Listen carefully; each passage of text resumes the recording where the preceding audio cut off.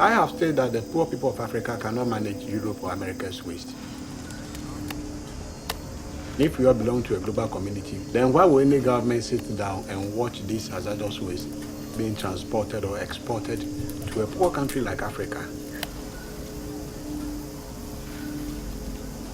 For me, I see it as a deliberate attempt by the West to dump obsolete technology and hazardous materials on Africa because they think that the solution in their respective countries are more expensive and it's cheaper to bring it down here to Africa.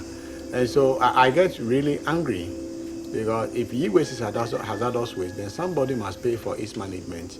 And if you're not ready to pay and rather dump it on somebody else, then you are not being fair. I mean, you can guess by just mere looking at it that about 70% of the people who are impacted by these e-waste activities are women and children. They are in the majority of people who come here. Some really have nothing to do with the e-waste, but we must begin to think more carefully so that one day another generation will not rise up and say it is the West that have killed developing countries. Situations like this must not be allowed to continue.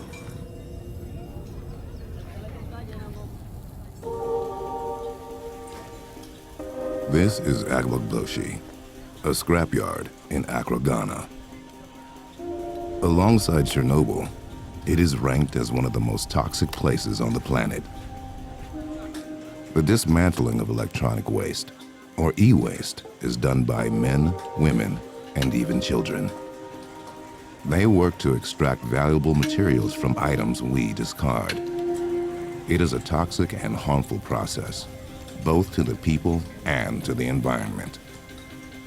But the rate of production and disposal of electronic items is increasing every year, and more of these unregulated sites are appearing all across the world. They are the face of our growing e-waste crisis.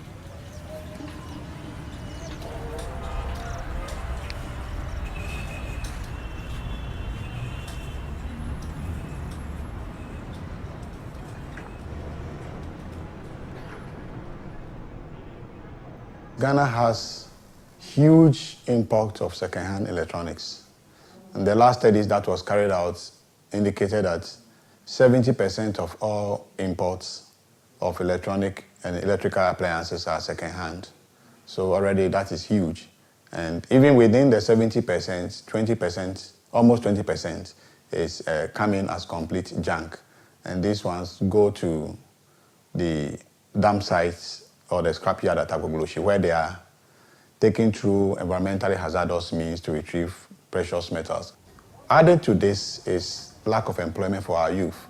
And so because there are precious metals that they can actually sell and make some money out of it, a lot of young people go into this hazardous business just to make income for themselves.